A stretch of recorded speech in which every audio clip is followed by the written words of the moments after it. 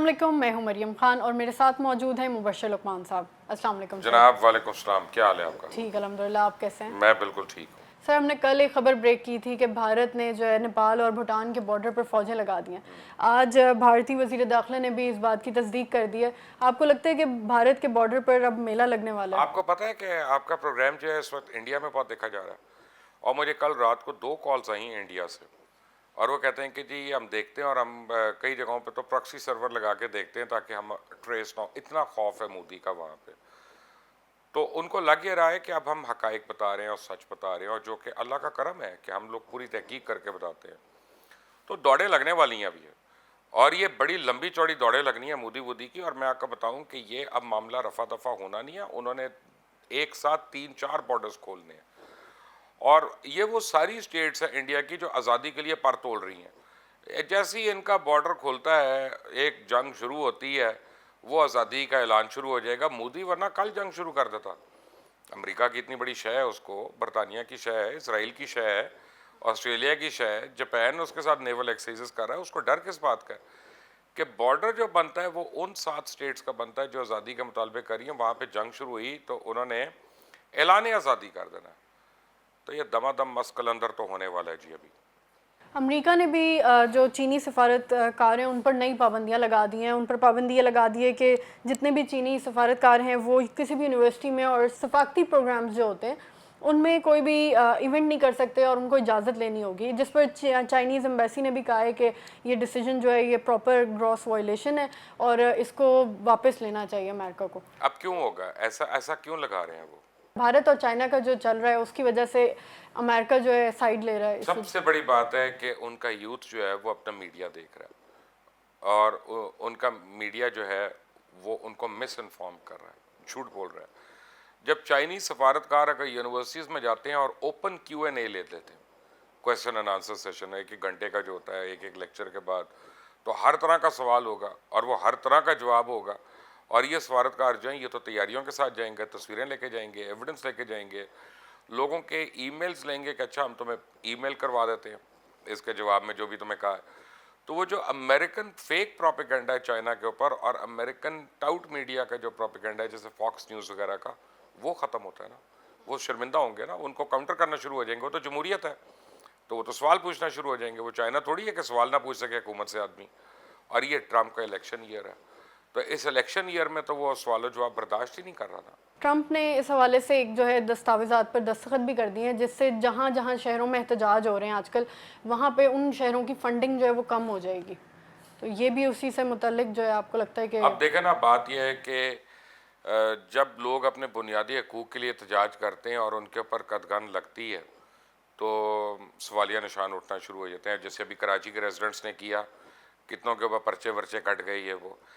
अब सवाल ये पैदा होता है कि लोग टैक्स भी दें, लोग पैसे भी दें, लोग महंगे दाम भी दें, और लोग सर्विस भी ना मुतालबा करें।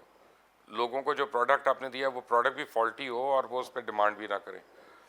तो हो ये रहा है कि अब उन चीज़ों पे पाबंदियां लगेंगी उन स्टेट्स के ऊपर, उनको ये बताने के लिए कि अगर तुम ट्रंप को वोट नहीं देते इस इलेक्शन में तो फिर इस साल का बजट तो तुम्हारा बिल्कुल कम हो जाएगा। ये प्रेशर टैक्टिक्स है, और ये इलेक्शन के लिए प्रेशर टैक्टिक्स हो रहा है जो टोटली इलीगल है, अनएथिकल है और इमोरल है, और डोनाल्ड ट्रंप कर रही है। आपको लगता है कि ये इससे कामयाब होंगे? क्योंकि जो बाइडन जो है वो दूसरी तरफ बिल्कुल मुख्तलिफ अप्रोच ले रहे हैं और वो सपोर्ट कर रहे हैं, ब्लैक कम्युनिटी को भी सपोर्ट कर रहे हैं, उन्होंने फोर्सेस के खिलाफ भी बात की। बाइडन जो है ना, बाइडन के साथ उनकी उम्र का बड़ा प्रॉब्लम है कि बाइडन एक बुज़ुर्ग शख्सियत है। बाइडन अगर फ़र्ज़ करें हिलरी क्लिंटन होती हैं आज से 4 साल पहले, तो वो इसको सही आड़े हाथों लेती। तो बाइडन की जो फैलाव है, जो उनका मैन्यूवरिंग है अपनी पॉलिसी की, वो तो सही है, लेकिन ट्रंप का रिबटल देने के लिए उतना ही स्ट्रॉन्ग आदमी चाहिए ना उसके सामने, और उतना ही एनर्जेटिक चाहिए जो सुबह दोपहर शाम कभी ट्विटर कभी फेसबुक कभी वैसे मीडिया टॉक में टाकरे कर रहा हो, आंकड़े कर रहा हो, लड़ाइयाँ कर रहा हो। तो बाइडन उस मामले में कमज़ोर है ट्रंप के सामने, लेकिन वैसे तो पॉलिसी उनकी बेहतर है डेमोक्रेट्स की। इसराइल जो है अरब ममालिक के करीब क्यों होना चाहता है? इसकी क्या वजह हो सकती है? क्या इसकी वजह ईरान का मजबूत होना है और ईरान से ख़तरा है? دیکھیں ایک میں آپ کو بات بتاؤں کہ ٹیکنیکلی اسپیکنگ ایران سے کسی کو کوئی خطرہ نہیں ہے. پچھلے 5000 سال میں ایران نے کتنے ممالک پہ حملہ کیا؟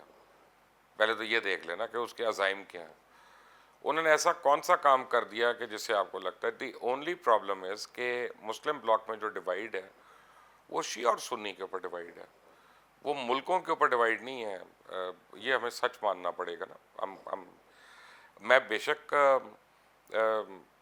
اپنے آپ کو مسلمان کہوں, لیکن اندر سے پریکٹس تو ہم اسی عقیدے کے مطابق کرتے ہیں نا جو ہمارا عقیدہ ہوتا ہے.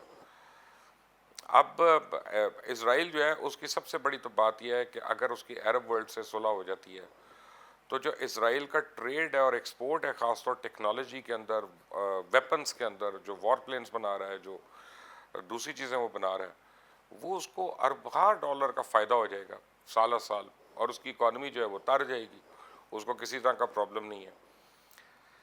پھر اس کو تیل ویل جتنی اپنی ضروریات ہیں وہ اس کو بارٹر میں ملے گا, اس کو کیش نہیں اس کے لیے خرچنا پڑے گا, وہ چیزوں کے وسط لے گا یا بہت کم قیمت پہ لے گا, اس کی ٹرانسپورٹیشن بڑی کم پڑنی ہے. سب سے بڑھ کر یہ ہے کہ آپ جو لوگ آپ کے بدترین مخالفین ہو, جب وہ آپ کو ماننا شروع کرتے ہیں تو آپ کی ایک ایتھیکل اور مورل جو وار ہوتی ہے وہ تو آپ جیت گئے ہوتے ہیں نا. آپ کہتے ہیں دیکھا یہی غلط ہے نا, اب اس نے مجھے ماننا شروع کر دیا نا, میں نے تو کبھی نہیں ان کو ماننے سے انکار کیا, یہ نہیں مانتے تھے نا, اب ان کو ماننا پڑ رہا ہے. تو اپنی پبلک میں ان کی بڑی ایک مورل وکٹری ہو جاتی ہے. اور دوسرا یہ کہ ایران اگر نیوکلیر پاور ہوتا ہے تو پھر اسرائیل کو ضرور خطرہ ہے, لیکن ابھی تک ایران نے ایسی کوئی حرکت نہیں کی ہے کہ اس کو انسان کہے کہ وہ غیر ذمہ دار ہے. کوئی غیر ذمہ دارانہ حرکت نہیں کی. ایران تو غیر ذمہ دارانہ ایٹیٹیوڈز کا ہاسٹیج رہا ہے. 30 سال اس کے اوپر ناانصافیاں ہوتی رہی ہیں, یہ جو سیکورٹی کاؤنسل کی تعزیرات کے تحت, باقی چیزوں کے تحت. تو میرا خیال ہے کہ وہ اپنے کاروباری عزائم زیادہ ہیں اور پولیٹیکل وہ زیادہ ہے بنسبت دشمنی میں کسی کی. سر آپ کا بہت شکریہ. ویورز آپ کا بہت شکریہ. اگر آپ کو یہ پروگرام پسند آئے تو اس ویڈیو کو لائک کریں, اپنی رائے ہمارے ساتھ کمنٹ سیکشن میں شیئر کرنا مت بھولیے گا. چینل کو سبسکرائب کریں, بیل آئیکن پریس کریں تاکہ ہماری لیٹسٹ ویڈیوز آپ تک بر وقت پہنچ سکیں. اپنا خیال رکھیں. خدا حافظ.